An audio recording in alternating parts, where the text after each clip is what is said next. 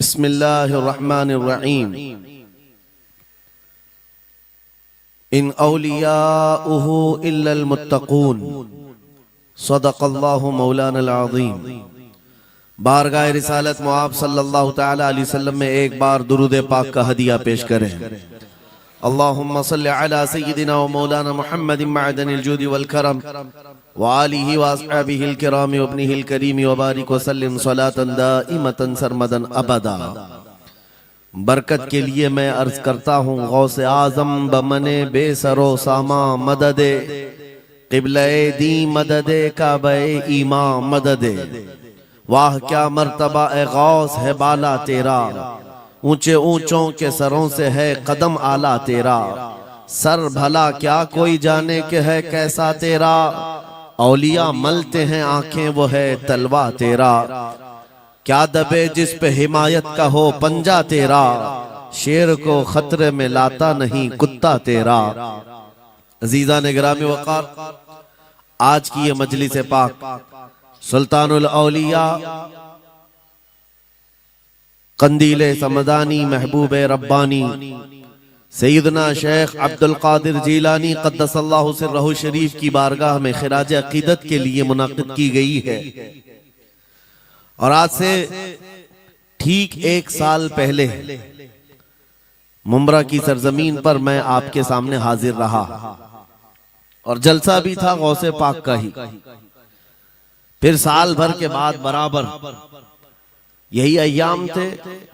जमीन थोड़ी बदली हुई लगती है, लेकिन मिंबर पर मौजूद उलमा भी वही तकरीबन मुझे नजर आते हैं और सामने के चेहरे भी पहचाने नजर आते हैं और जलसा भी वही है।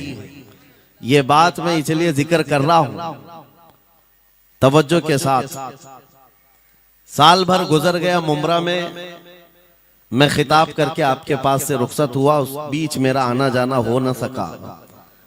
लेकिन इस एक साल भर की मुद्दत में मुंब्रा वाले में से कोई एक बात भी बता दे, क्या कोई मेरे पिछले बयान से आज बयान करने के बीच का जो साल गुजरा है कोई फसाद हुआ है, या कोई कर्फ्यू लग गई है, या कोई फितना हो गया है, या लोगों में कोई भड़कने वाले मामलात हुए हैं, किसी के पास कोई रिपोर्ट आई है? और अगर नहीं है तो मैं ये बात खास तौर पर डिपार्टमेंट वालों से कह रहा हूं, जिनको हमारा नाम ले लेकर के ही इतना डराया गया है कि जलसा होते ही उनके हाथ पैर अलग अंदाज में रखते हैं, कि उनको ऐसा लगता है कि ये मौलवी आएगा अभी भड़काएगा और मुंब्रा में पूरी आग लग जाएगी। मियां साल भर पहले की रिपोर्ट भी आपके पास है। साल भर पहले भी इसी जगह से खिताब हुआ और आज फिर खिताब करने आए। उनसे मैं कहता हूं कच्चे कान न रखें, अच्छी रिपोर्ट लिया करें, अच्छी रिपोर्ट लिया करें। हम गौसे आजम के दरबार के कुत्ते हैं। हम फितना व फसाद मचाने या आतंक और दहशत फैलाने नहीं आते। हमको जो बोलना होता है वो खुफिया सुरंगों में नहीं, खुले मैदान में बोलते हैं। हमारी कोई खुफिया मीटिंगें नहीं होती, ढकी छुपी प्लानिंग नहीं होती। गौसे पाक के दरबार के कुत्ते हैं, खुले आम बोल रहे हैं। इसलिए कि आला हज़रत अजीमुल बरकत इमाम अहले सुन्नत मुजद्दिद वक्त अपने वक्त के अबकरी आलिम दीन है, लेकिन उनका भी हाल ये था कि वो डंके की चोट पर बोलते थे और लिखते थे और फिर अपनी निस्बत पर ये फख्र भी करते थे कि मेरी किस्मत की कसम खाएं सगाने बगदाद, बगदाद के कुत्ते मेरी किस्मत की कसम खाएंगे। आला हज़रत फरमाते हैं मेरी किस्मत की कसम खाएं सगाने बगदाद, अरे हिंद में रह के भी देता रहूं पहरा तेरा। हम हिंदुस्तान में हैं, गौसे आजम के दरबार का पहरा दे रहे हैं। लेकिन साहब किसी को तकलीफ है तो मैं उनको एक बात बता दूं, थोड़ी बहुत आवाज हमारी ऊंची होती है इसलिए कि जिस दरबान के हम कुत्ते हैं उस तरफ अगर कोई उंगली उठाएगा भौंके के नहीं, फाड़ खाने की भी ताकत रखते हैं। मेरे अजीजों, कुत्ते का काम ही है वो दरबान के दरवाजे पर होता है और वो निगरानी के लिए है। हमारी जुबानें नबी करीम सल्लल्लाहु अलैहि वसल्लम की इज्जत के लिए रखी गई है। हमारी जुबानें, हमारी जिंदगियां अल्लाह के वलियों की हिमायत के लिए रखी गई है। और अगर उनकी हिमायत में ना बोले तो फिर क्या धोती कुर्ते वालों के लिए बोलेंगे? बात सिर्फ इतनी है कि स्टेज उधर भी लगते हैं, इधर भी लगते हैं। आप चापलूसी किसी और की करते हैं और हम तारीफ किसी और की करते हैं। आप माल के पीछे भागते हैं और फिर आप मौजूदा हुकूमत जो भी मौजूद है उसके सिक्कों पर और उनके ओहदे पर और उनके मनसब पर देख करके आप बात करते हैं। लेकिन अल्हम्दुलिल्लाह हम फकीरों की आदत ये है, हम बरसों पुराने आबा व अजदाद से गौसे आजम के ही दरबान, उनके ही गुलाम हैं। इसलिए कि हमने ये सुना भी है और पढ़ा भी है। हमारे यहाँ निस्बत पर फख्र किया जाता है। और कैसी निस्बत पर? अरे हमारे वक्त का मुजद्दिद जब इस बात पर फख्र करता है, या गौस तुझसे दर, दर से सग और सग से है मुझको निस्बत। ये भी नहीं कहा डायरेक्ट गौसे पाक आपसे डायरेक्ट मुझे निस्बत है, ये नहीं कहा, बल्कि या गौस आपसे आपके दरबार को निस्बत है, आपके दरवाजे से आपके कुत्ते को निस्बत है और आपके कुत्ते से मुझ अहमद रजा को निस्बत है। तुझसे दर, दर से सग और सग से है मुझको निस्बत। मेरी गर्दन में भी है दूर का डोरा तेरा, और इस निशानी के जो सग हैं नहीं मारे जाते। क्या बेहतरीन फार्मूला दिया है डरने वालों के लिए ही आला हजरत ने कहा है। जो खौफ खाया करते हैं, खौफ न रख रजा जरा तू तो है अब्दे मुस्तफा। आला हज़रत फरमाते इस निशानी के जो सग हैं नहीं मारे जाते। सग फारसी लफ्ज है और कुत्ते को कहते हैं। कौन सी निशानी वाले सग नहीं मारे जाते? जिस कुत्ते के गले में पट्टा होता है उसको नहीं पकड़ा जाता। म्युनिसिपैलिटी की गाड़ी भी आती है कुत्तों वाली, वो इंजेक्शन मार के जाते हैं या कुत्तों को पकड़ के ले जाते हैं। बहुत कुत्ते अगर आवारा हो गए, कंप्लेंट करो, कुत्तों को उठा ले जाएंगे। लेकिन उन उठा ले जाने वाले कुत्तों में अगर एक भी बेल्ट वाला आया तो छोड़ देंगे। क्यों? ये पट्टा बताता है इसका कोई मालिक है, ये आवारा नहीं है, किसी का पाला हुआ है। पट्टा बताता है इसका कोई मालिक है। और आला हजरत फरमाते हैं हमारे गले में कादरी पट्टा पड़ा हुआ है और इस निशानी के जो सग हैं नहीं मारे जाते। हश्र तक मेरे गले में रहे कादरी पट्टा तेरा। गौसे पाक का ये निस्बत का पट्टा पड़ा हुआ है। ये अल्हम्दुलिल्लाह हमें बहुत सारी चीजों से महफूज रखता है। हमें जाहिर सी बात है आज इसी बात पर फख्र भी है। लोग मौलाना साहब कह रहे हैं हक बात कहना इस जमाने में नहीं, हर जमाने में दुश्वार रहा है, हर जमाने में दुश्वार रहा है। लेकिन ऐ नौजवानों, अगर तुम्हें अपनी निस्बत पर यकीन है कि मेरा पीर गौसे आजम जैसा है, मेरी निस्बत मुस्तफा करीम सल्लल्लाहु अलैहि वसल्लम से है, तो फिर खौफ किस बात का, डर किस बात का? इसीलिए हम डंके की चोट पर बोलते हैं, क्यों दबे जिस पे हिमायत का हो पंजा तेरा, शेर को खतरे में लाता नहीं कुत्ता तेरा। अजीजा ने गिरामी वक़ार, आज सुल्तानुल औलिया गौसुल आजम की बारगाह में हम खिराज अकीदत पेश करने आए। जो बातें मैं अर्ज कर रहा हूं वो गौर से सुने। करामात ये औलिया इकराम की जिंदगी का हिस्सा है, अल्लाह की तरफ से उन्हें दिया गया। करामत क्या है? ऐसा मुहय्यरुल अक़ूल काम, अक्ल को हैरत में डाल देने वाला काम जो आम इंसान नहीं कर सकता, आम इंसान की अकल में ना आए। अल्लाह के वली से सादिर होने वाला ऐसा कोई काम, उसको करामत कहते हैं। लेकिन करामत औलिया इकराम की विलायत को साबित करने के लिए जरूरी नहीं। औलिया इकराम की विलायत को साबित करने के लिए करामत नहीं दिखाई जाती, शरीयत पर इस्तिकामत ये विलायत की अलामत है। अगर वो मजबूती के साथ हर जमाने में अपने दीन पर जमा हुआ है, वो अल्लाह का वली है, वो अल्लाह का वली है। आज भी हमारी कौम औलिया को ढूंढने पर लगी हुई है। सुनो, अल्लाह का वली ढूंढना चाहते हो तो ढूंढने के लिए निकलते हैं और पीछे पड़ जाते हैं, देखते हैं ये ठोकर मार करके सोने का सिक्का निकाल सकता है कि नहीं निकाल सकता है। औलिया को इन्हीं बातों पर आज भी लोग परखते हैं। सोचते हैं कि अभी बाबा आसमान पर उड़ेंगे तो मैं समझ लूंगा अल्लाह के वली हैं, पानी पे चल के दिखाएंगे तो मैं समझ लूंगा अल्लाह के वली हैं, मैं यहीं बैठा हूं अचानक मेरे पास पैसों का थैला खोल के दे दें अल्लाह के वली होंगे। यानी तुम एक जगह बैठे रहो, हलवा खिलाने वाले बाबा जिसको तुम समझोगे अल्लाह का वली है। मेरे अजीजों, ये जो चीजें तुम समझ बैठे हो अल्लाह के वली के लिए, ये जरूरी नहीं, बल्कि ये देखो कि वो नबी पाक की शरीयत पर कितना कायम है, मेरे नबी के रास्ते पर कितनी मजबूती से जमा हुआ है। मैं आपको पूछता हूँ, सैयदुश शुहदा इमाम अली मकाम इमाम हुसैन आजम से बढ़कर अल्लाह का वली कौन? अल्लाह का वली कौन है? सारे औलिया कराम की निस्बत वहां जाकर खत्म होती है। उस हुसैन आजम को देखे करबला के मैदान में अपने बच्चों की कुर्बानी के सामने भी जमे रहे, डटे रहे, करामत का इजहार नहीं किया, शरीयत पर इस्तिकामत लोगों को दिखाया।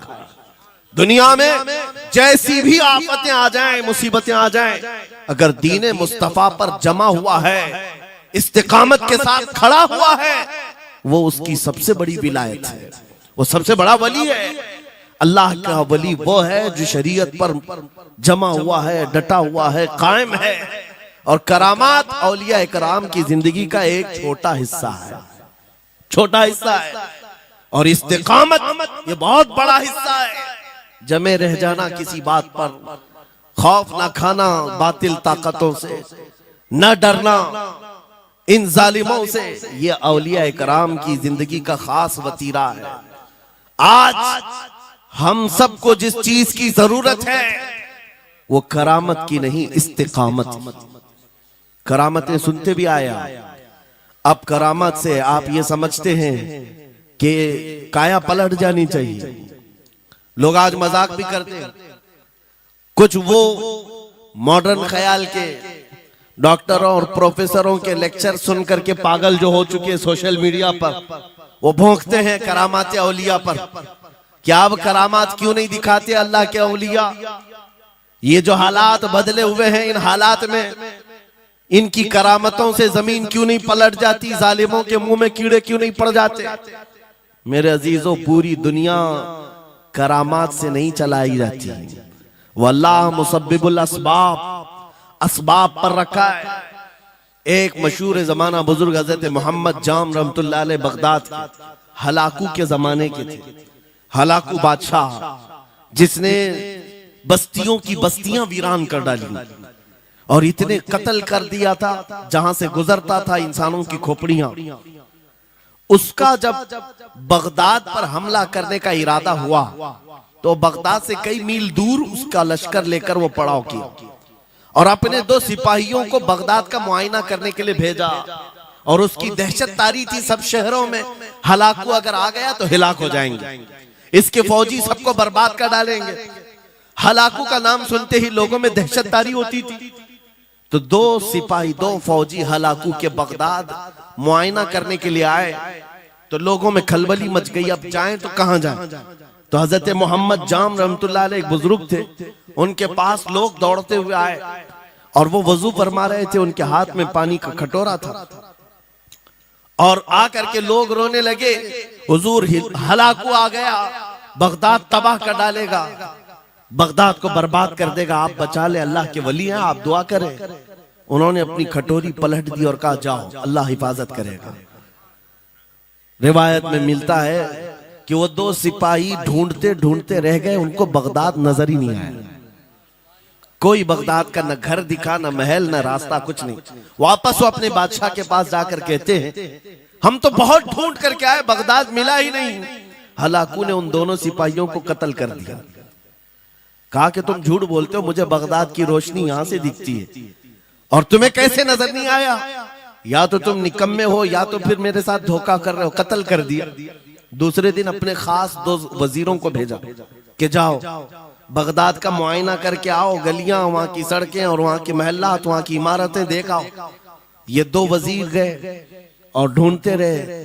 जैसे ही वो बगदाद में इंटर हुए, आज फिर लोग हलाकू के इन वजीरों को देखकर दौड़े दौड़े भागते हुए इस अल्लाह के वली के पास आया हज़रत मोहम्मद जाम। आज फिर रोने लगे, कहा हमारी बीवियां बेवा हो जाएंगी, हमारे बच्चे यतीम हो जाएंगे, सब मारे जाएंगे, आप बचा लें। आज फिर से उन्होंने खटोरी पलट दी, कहा जाओ अल्लाह हिफाजत फरमाएगा।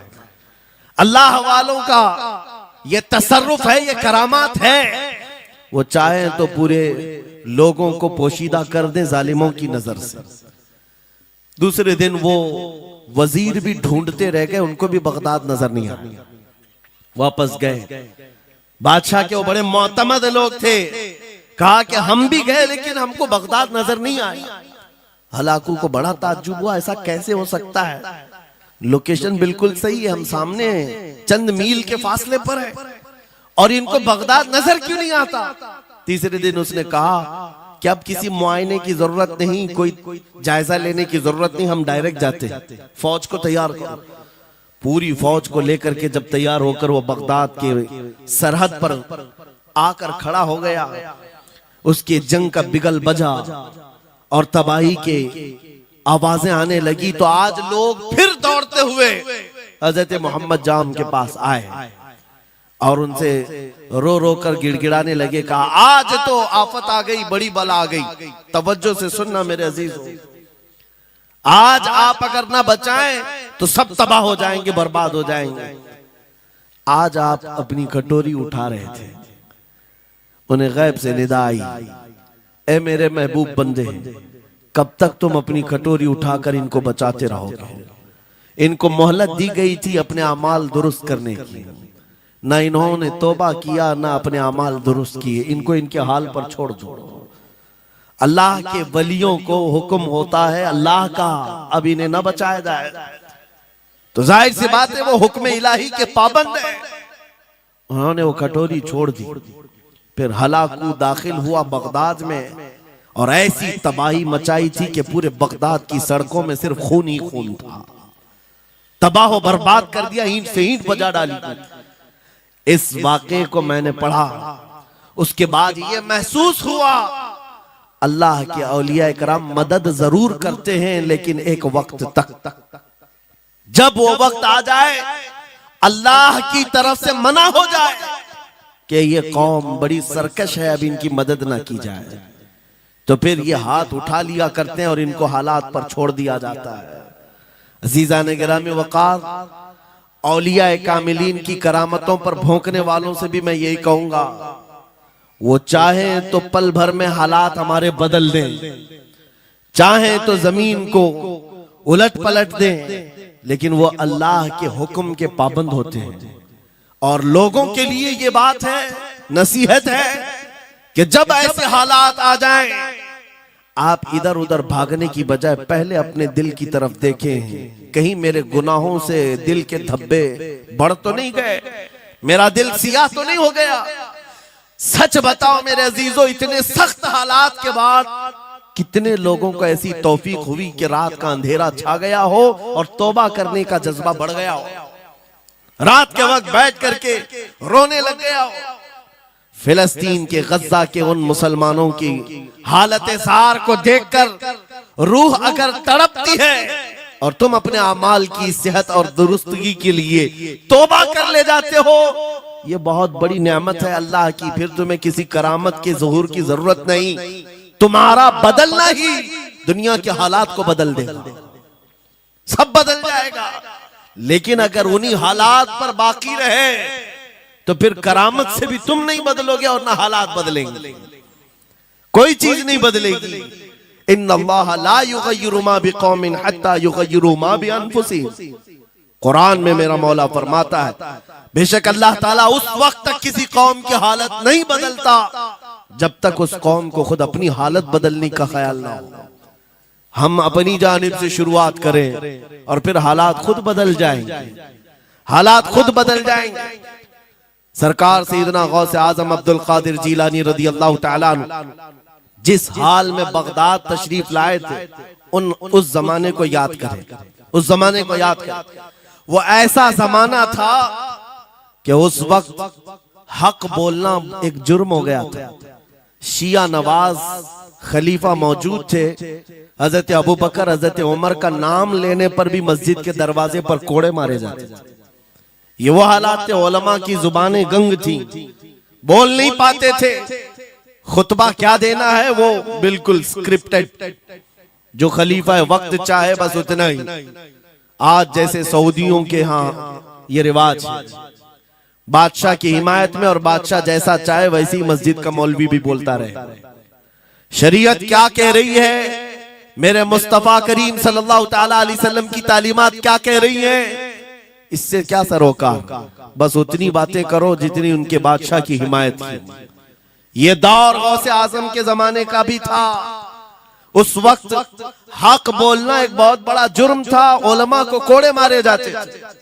आपको पता है उसी बगदाद में सिर्फ एक हक बात का ऐलान करने की वजह से इमाम अहमद बिन हंबल को 300 कोड़े मारे गए थे। उनकी पीठ झुक गई थी, उनकी रीढ़ की हड्डी टेढ़ी हो गई थी। कोड़ा किसको कहते हैं, कोई रस्सी को नहीं, चमड़े का वो बेल्ट जिससे वो मारते थे तो जिस्म की चमड़ी लग करके आ जाती थी। 100 कोड़े में तो आदमी मर जाता था, कोई बच गया बच गया। 300 कोड़े खाए उस इमाम की बात कर रहा हूं जिसको मेरे नबी की 5 लाख हदीसें याद थी। वो इमाम अहमद बिन हंबल इतने बड़े इमामुल हदीस कोड़े खाते थे तो किस बात पर, सिर्फ हक बात का ऐलान बरसरे पैकार करते थे, सबके सामने करते थे।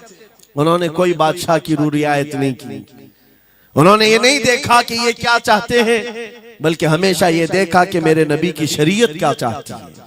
मेरे अजीजों, यही बड़ी करामत है। गौसे आजम की बड़ी करामतों में से करामत ये है, उस जमाने में आप बगदाद तशरीफ लाए जब हालात ऐसे थे कि हक बोलना दुश्वार था, और आप जब मस्जिद पर खड़े, मस्जिद के मिंबर पर खड़े होकर ऐलान करने लग गए, हैबत ऐसी तारी थी कि कोई आपको रोक ना सका, और आपकी ये हक्कानियत की तबलीग फैलती गई। शुरू में 10 लोग, फिर 20 लोग, फिर 100-200, फिर 1000-2000।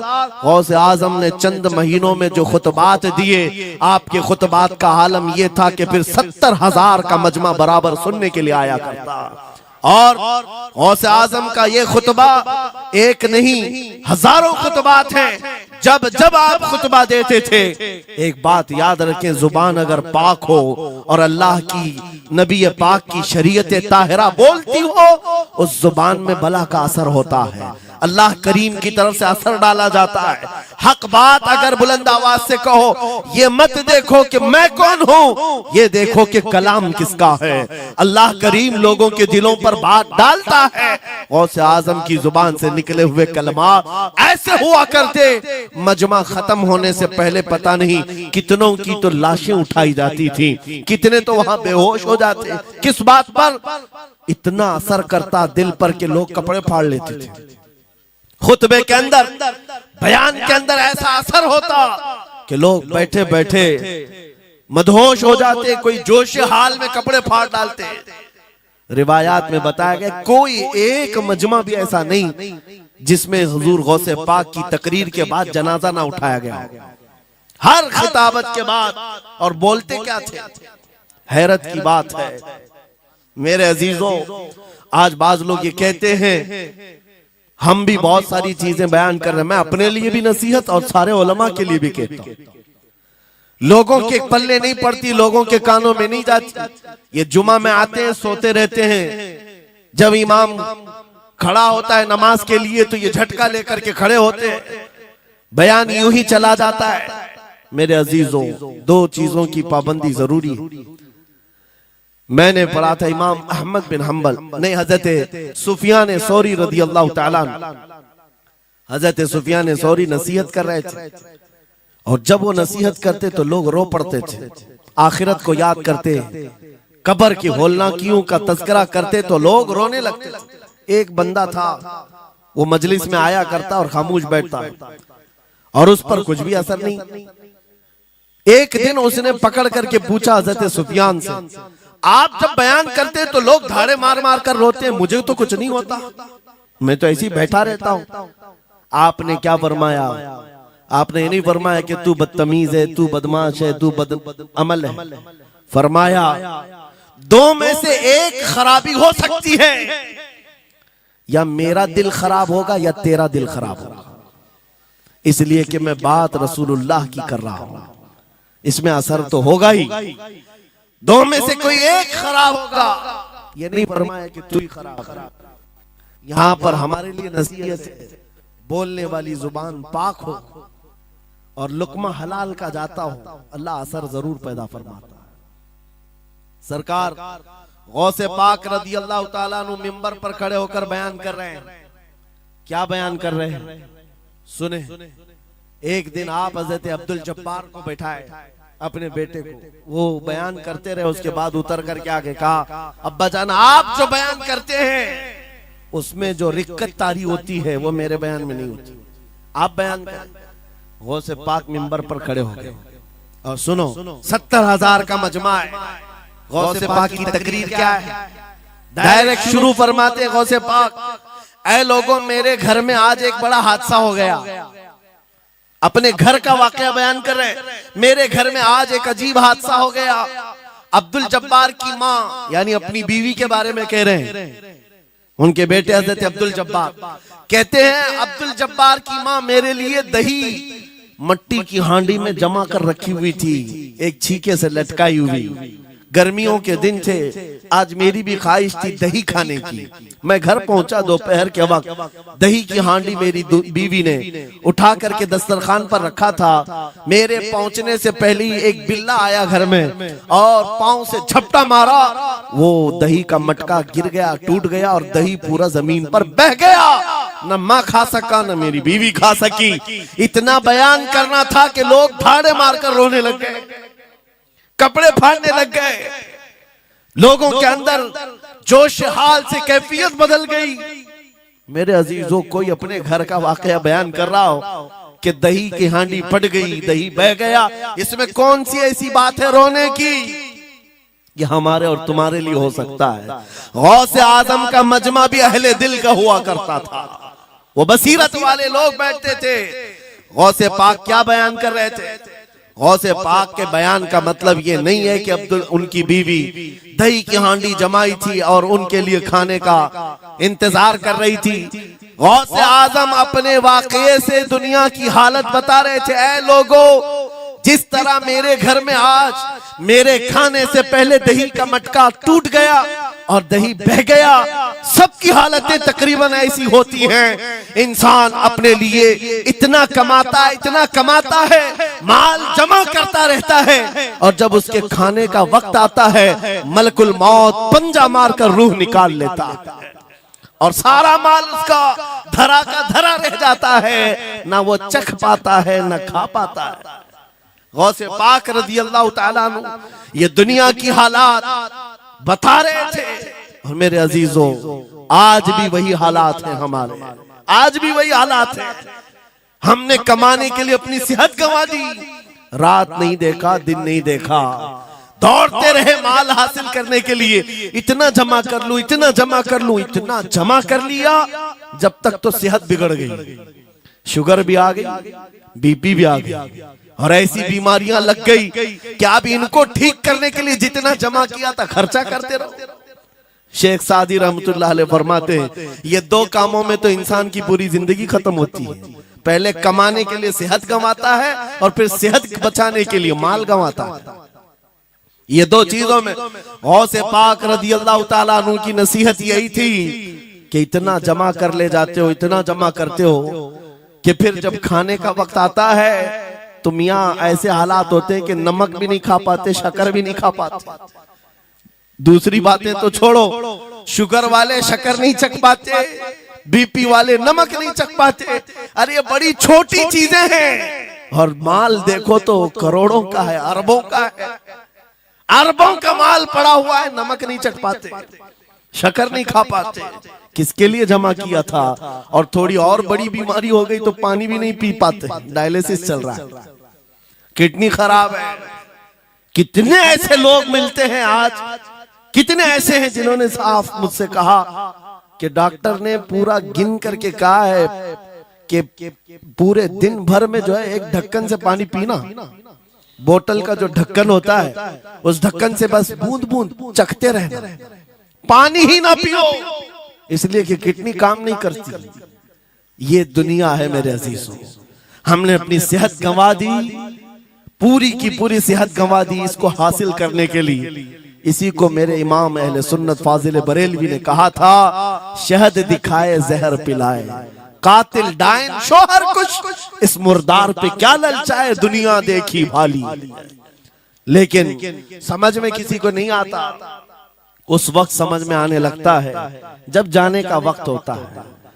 जाने के वक्त हालात ऐसे होते हैं, मैं अक्सर अपने टूर में देखता हूँ, उमरा पे जाते हैं, बगदाद पे जाते हैं, खूब आयश से रहते हैं, सबको पता रहता है प्लेन में सिर्फ 30 किलो का अलाउड है, लेकिन मार्केट में जाते हैं तो उनको कुछ खबर नहीं होती, सब खरीद रहे होते हैं। हो जाए खरीद खरीद करके लाकर रूम में भर दिए, और आज शाम में जाना है तो ठोस रहे हैं, इस बैग में उस बैग में नहीं घुसा। और उसके बाद फिर एयरपोर्ट पहुंचे तो कभी इसको रिक्वेस्ट, कभी उसको रिक्वेस्ट, थोड़ा हमारा भी ले लो, थोड़ा हमारा भी ले लो। अरे वहां सबका 30 है, कोई लेने को तैयार नहीं। फिर खरीदा हुआ वहीं छोड़ करके हसरत भरी निगाह से देखते जाते हैं, किसी की खजूर छूटी हुई है, किसी के मुसल्ले छूटे हुए हैं, किसी के कपड़े छूटे हुए हैं। हर बार हम एयरपोर्ट पे देखते हैं, छोड़ करके जा रहे होते हैं, बड़ी हसरत से देखते हैं। मेरे अजीजों, ये कोई लतीफा नहीं, सेम यही हालात जब दुनिया से जा रहा होता है एक इंसान, मरने से पहले उसकी आंखें फटी रह जाती हैं। क्यों कहा गया है मरने के वक्त सबसे पहले उसकी आंखें बंद कर दो? क्योंकि वो अपना माल देख रहा होता है, अपनी औलाद देख रहा होता है, अपना घर बार देख रहा होता है। मैंने इसको बनाया था, इस तरह से कमाया था, इस तरह से इसको पाला था, ये सब देखता रह जाता है। उनमें से किसी चीज को उठा भी नहीं पाता, ले नहीं जा सकता। यहाँ तक कि ऐसी हालत होती है खुद जा भी नहीं पाता, दूसरों के कंधों पर सवार होकर जाना पड़ता है। ये दुनिया की हकीकत। गौसे पाक की तालीमात अगर पढ़ते रह जाओ मेरे अजीजों, तसव्वुफ का एक ऐसा किला है। गौसे पाक की तालीमात काफी है तुम्हें तौबा करने के लिए, दुनिया में दिल लगाने के लिए और उससे दिल हटाने के लिए। गौसे पाक की तालीमात काफी है।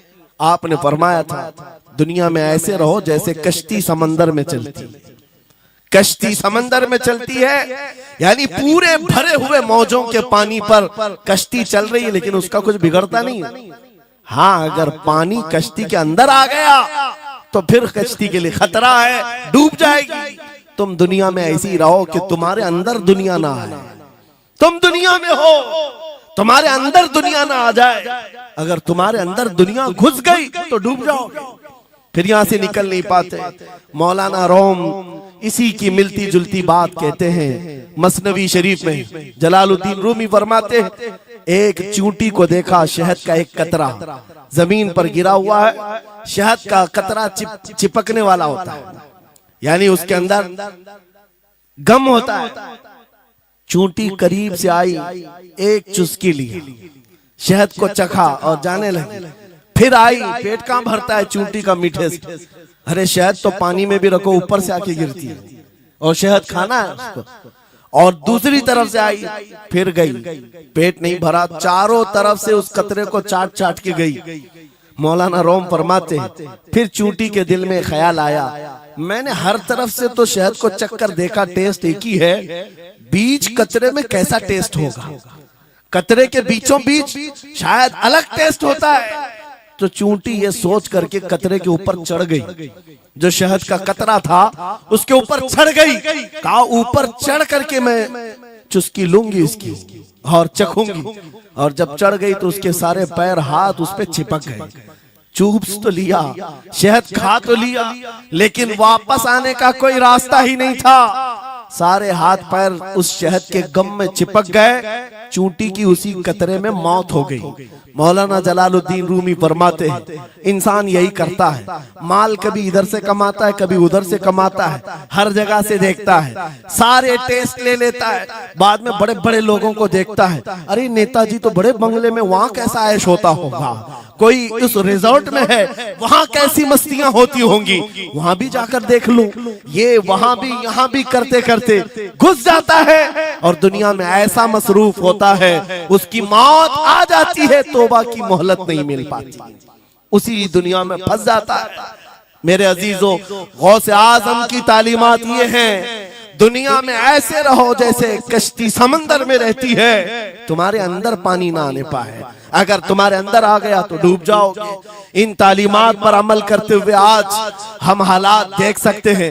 जितनी चीजों ने हमें बिगाड़ा है आज, वो दुनिया की मोहब्बत है, वो दुनिया की मोहब्बत है। मेरे आका सल्लल्लाहु अलैहि वसल्लम का एक फरमान मैं सुनाता हूँ, अबू दाऊद शरीफ की हदीस है।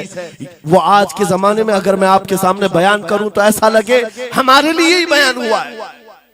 रसूल करीम सल्लल्लाहु अलैहि वसल्लम फरमाते हैं, यूशकु अन तदाअ अलैकुमुल उमम कमा तदाअ अल अकिलतु इला कुसअतिहा। करीब एक जमाना तुम पर आएगा, तुम देखोगे कि सारी जमातें मेरी उम्मत पर टूट पड़ेंगी। ऐसे टूट पड़ेंगी जैसे भूखा बर्तन पे झपटता है, भूखा आदमी जैसे बर्तन पे झपटता है, ऐसे मेरी उम्मत पर सारी कौमें झपट पड़ेंगी। आज वही तो हालात है, आज वही हालात है। सबका टारगेट हम ही है, सबका निशान हम है। सहाबा ने पूछा उस वक्त, यौमइदिन मिन नहनु मिन किल्लतिन या रसूल अल्लाह, ऐ अल्लाह के रसूल उस जमाने में हमारी तादाद कम होगी, ऐसा क्यों होगा कि सारे लोग हम पर झपट पड़ेंगे? नबी पाक फरमाते हैं, वलाकिन्नकुम कसीरून, नहीं तुम तो बहुत ज्यादा होंगे उस वक्त, गोसा अनका गोसा इस्साइल, लेकिन तुम्हारी हालत समंदर के झाग की तरह होगी। यानी समंदर का कफ झाग जो होता है हवाओं से उड़ जाता है, तुम्हारी हालत ऐसी होगी। तादाद तो बहुत होगी, लेकिन छोटी छोटी चीजों से बिलबिला करके भागने वाले लोग, ये प्यूरिटी नहीं रह जाएगी। फिर सहाबा ने पूछा, या रसूल अल्लाह सल्लल्लाहु अलैहि वसल्लम, ये ऐसी चीज हमारे अंदर क्यों आएगी? मेरे आका फरमाते हैं, वजह दो ही होगी। दो चीजें जब तुम्हारे दिल के अंदर आ जाए तो अल्लाह ताला तुम्हारे दिलों से, तुम्हारे दिलों के ऊपर काफिरों का, दुश्मनों का रौब डाल देगा। तुम डरते डरते जीने लग जाओगे, खौफ के आलम में जीने लग जाओगे। वो दो चीजें क्या है? मेरे आका फरमाते हैं, हुब्बुद दुनिया व कराहियतुल मौत, दुनिया से बेइंतहा मोहब्बत करने लगोगे और मौत से भागने लगोगे। मौत से तुम्हें नफरत हो जाएगी, डरने लग जाओगे।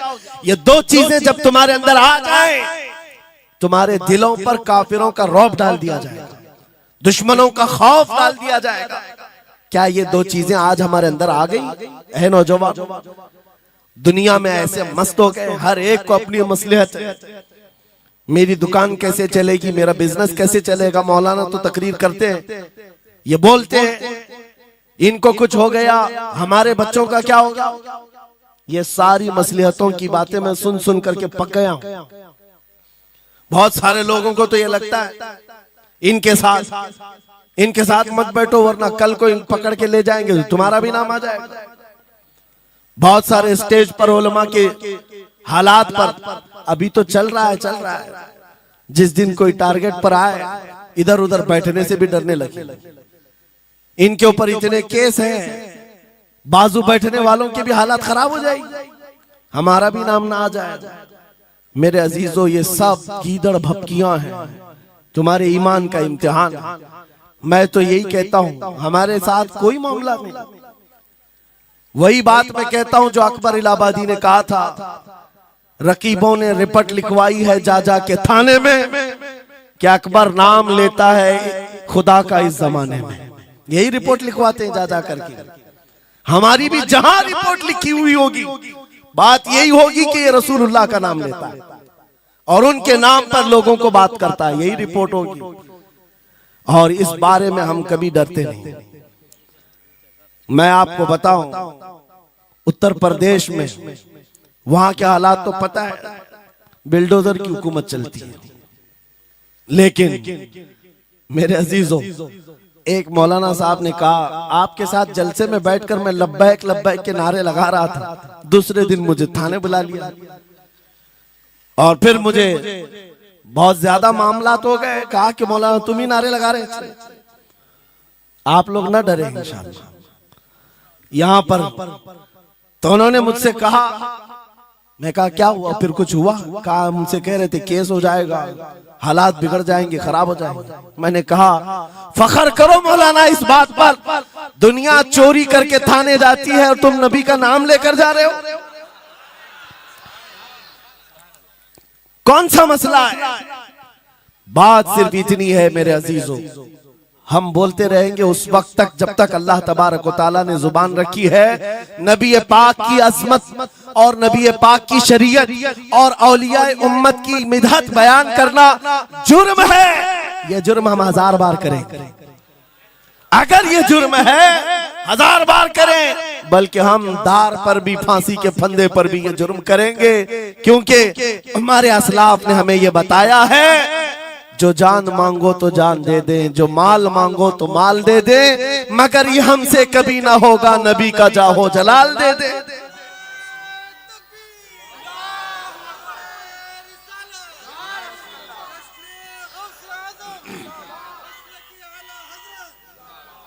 खामखा बेचारे हमारे रिश्तेदारों को डरा करके रखे लोग, पुलिस वाले हजरात को कुछ लोग रिपोर्ट लिखवा कर डरा करके रखे हुए। मैं आपको बता रहा हूं, एक साल में तकरीबन 170 के करीब जलसे करके आए। किसी एक जगह की भी रिपोर्ट निकाल करके बताओ कि हमने कहीं फसाद करवाया, हमने कहीं पर लोगों में माहौल बिगाड़ा हो, या पब्लिक भड़क करके एक दूसरे के जंग करने पर आई हो, कहीं नहीं। अगर कौम को, सोई हुई कौम को बेदार करना तुम्हारे नजदीक भड़काना है, तो ये भड़काना तो बहुत अच्छा है मेरे अजीजों। हमारा काम सिर्फ इतना है, हम उन नौजवानों से बात कर रहे हैं जो अपने नबी के फिदाई हैं, जो अपने नबी के आशिक हैं, और हम सिर्फ उस लौ को और बढ़ाना चाहते हैं जो इनके सीनों में जल रही है। इनके सीनों में किसी और की नहीं, मेरे मुस्तफा के मोहब्बत की शमा है। अगर वो मध्यम है, हम उसको तेज करना चाहते हैं। बस मेरे नौजवान से मेरा मुतालबा सिर्फ इतना ही है, किसी की जय विजय क्यों पुकारे, क्या गरज हमको, हमें काफी है सैयद अपना नारा या रसूल अल्लाह, हमें काफी है सैयद अपना नारा।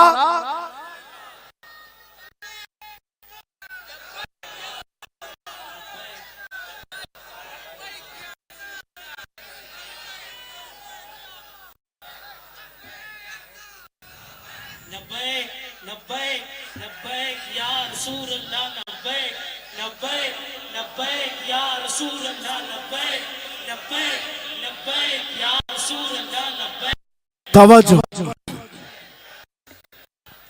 मुझे बताओ, मैं तो दूसरे वाकयात बयान कर रहा हूं, यहाँ आपके यहाँ करंट सिचुएशन, यहाँ लोग बैठे हुए भी हैं, रिपोर्टर भी होंगे और हजरात को देख रहे होंगे। मुझे मैंने अभी बयान में कौन सा भड़काया, ये जो कह रहे हैं अपने नबी को पुकार रहे हैं। मेरे अजीजों, तुम्हारे इन नारों से असल बात ये है, दुनिया को ये लगने लगा है ये जिसके गुलाम है उसके पूरे होने लग गए, तो फिर अच्छे अच्छों की कुर्सियां हिलने लग सकती हैं। इसलिए कि इस कौम की तारीख सबको पता है, ये वो कौम है टल न सकते थे जंग में, अगर अड़ जाते थे पांव शेरों के भी मैदान से उखड़ जाते थे, हक से सरकश हुआ कोई तो बिगड़ जाते थे, अरे तेग क्या चीज हम तोप से भी लड़ जाते थे। ये हमारी तारीख है, दुनिया को पता है, दश्त तो दश्त है, दरिया भी न छोड़े हमने, बहरे जुल्मात में दौड़ा दिए घोड़े हमने। इकबाल ने कहा है थमता न था किसी से सैले रवा हमारा, कुछ बात तो है कि मिटती नहीं हस्ती हमारी, सदियों रहा है दुश्मन दौरे जमा हमारा, बातिल से डरने वाले आसमां नहीं है हम, 100 बार कर चुका है तू इम्तिहान हमारा। इसी बात को लेकर के मोड़ के बिगाड़ करके पैदा किया जाता है। हालात खराब हो जाएंगे आपके बयान का, हालात खराब नहीं होंगे। ईमान अगर मजबूत हो जाता है तो हालात खराब कभी नहीं होते, हालात खराब नहीं होते। आज ऐ सुन्नी मुसलमानों, गौसे पाक रज़ी अल्लाह ताला अन्हु की निस्बत अगर कामिल है, ये बात सुन लो, वक्त खत्म होने को आ गया, मैं अपने वक्त पर समेट लूंगा। आप मिंबर पर खुतबा दे रहे हैं, उलमा भी तवज्जो करेंगे, क्योंकि ये भी मिंबर पर खुतबा देने के लिए खड़े होते हैं और जुमा में मस्जिद पर माइक लेकर के बयान करते हैं, आधा घंटा पौना घंटा। अब तो हालात ऐसी आएंगे इनके साथ, अब तक तो ट्रस्टियों की चिट्ठियां आती थी, सदर सेक्रेटरी बोलता था मौलाना ये नहीं बोलना वो नहीं बोलना, अभी इसके बाद और आगे से भी आएंगी और चिट्ठियां आएंगी कि मौलाना अभी आपको क्या बोलना है इस जुम्मा में। ये डरे भटके हुए लोग जो उलमा की गर्दनों पर राज करते हैं, उनसे भी मैं कहता हूं, खोल दो, आजाद कर दो उन जुबानों को जो मेरे मुस्तफा की हैं, जो नबी पाक सल्लल्लाहु अलैहि वसल्लम की हैं। इनकी जुबानों पर ताले ना लगाओ। या उलमा तुम्हारे दीन के मुहाफिज हैं, तुम्हारी नस्लों की शरीयत के मुहाफिज हैं। आज इनकी जुबानों को बंद करोगे, कल तुम्हारे बच्चे नबी का नाम लेने से घबराने लग जाएंगे, डरने लग जाएंगे। उलमा के गलों में और इनकी गर्दनों में रस्सियां न डालो। ये तो उन जालिम ट्रस्टियों से कहता हूं, बाकी उलमा से कहता हूं, अगर हालात ऐसे आ गए ठोकर मार दो इनकी नौकरियों को। एक दरवाजा अगर ये बंद करते हैं, मेरा मौला 70 दरवाजे और खोलेगा।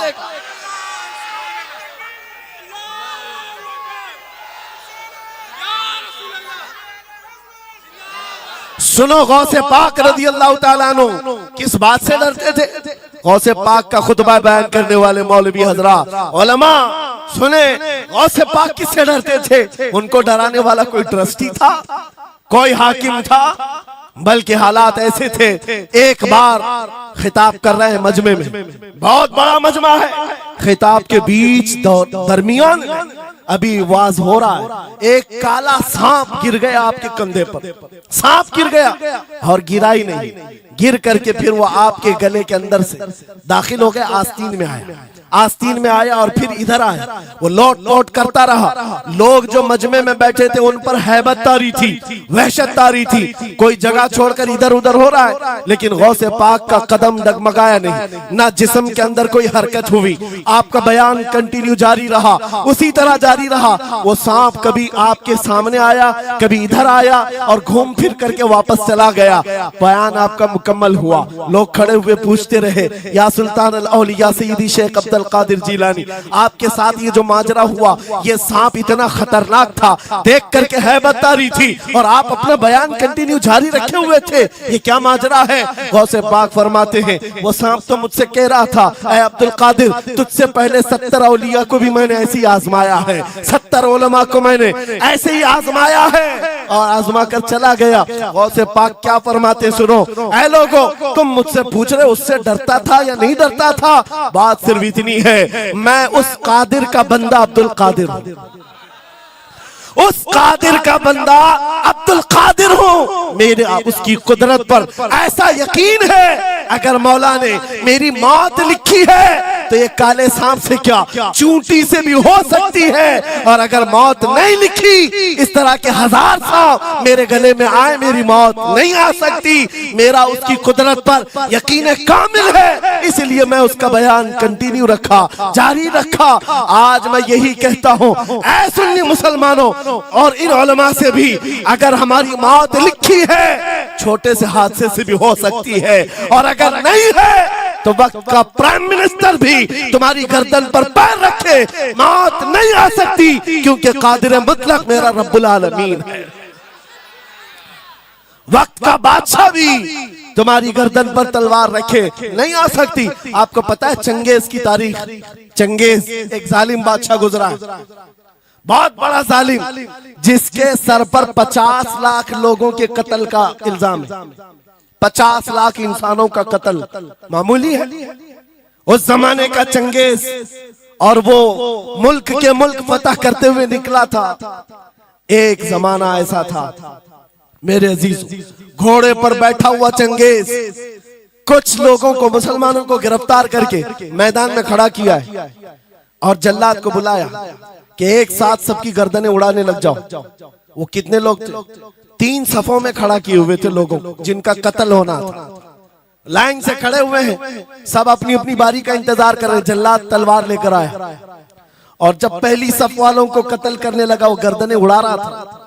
एक बूढ़े मियाँ पहली सफ में खड़े थे, वो जल्दी से दूसरी सफ में चले, पीछे वाली सफ में गए। बादशाह चंगेज घोड़े पर बैठा हुआ खिलौने से खेल रहा है और ये मंजर भी देख रहा है और हंस रहा है। बूढ़ा यहाँ से उधर चला गया, पहली सफ का काम तमाम, पूरे कत्ल हो गए।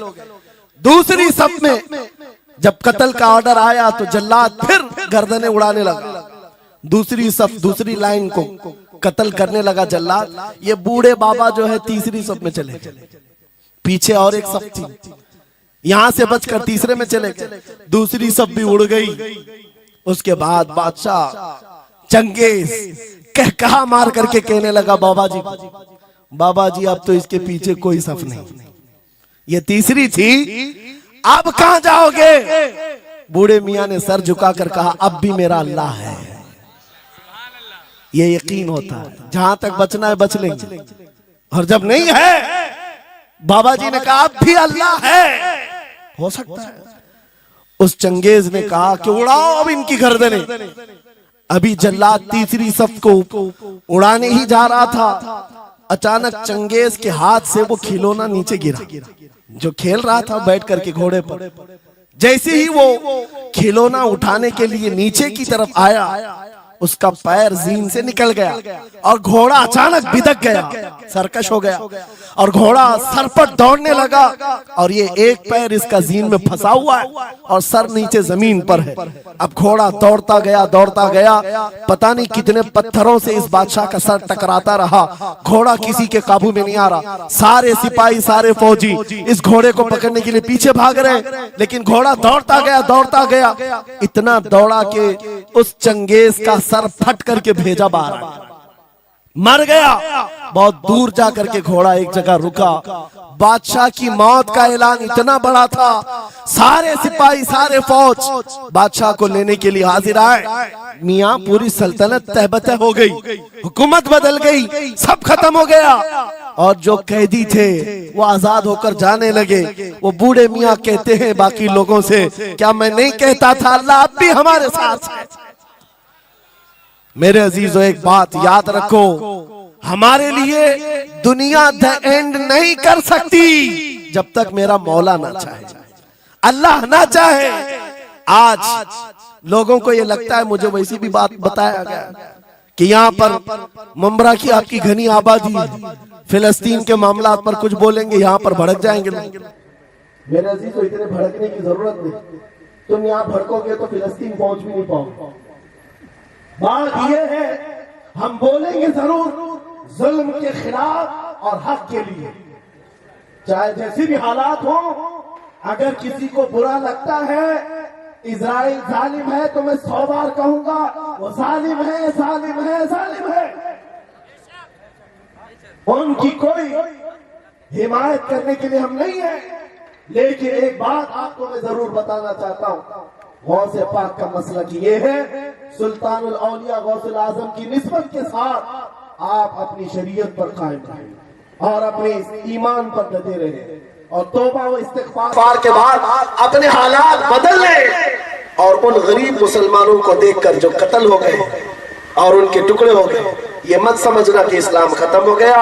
हर जमाने में ये चीजें आती रहेंगी, लेकिन आज मैं ये ऐलान करके गुफ्तगू खत्म करता हूँ। इन हालात को देखकर इस बात का फिर से हम नारा तजदीद करके जाते हैं, कत्ले हुसैन असल में मर्गे यजीद है, इस्लाम जिंदा होता है हर करबला के बाद। लब्बैक या रसूल अल्लाह, लब्बैक या रसूल अल्लाह, लब्बैक या रसूल अल्लाह।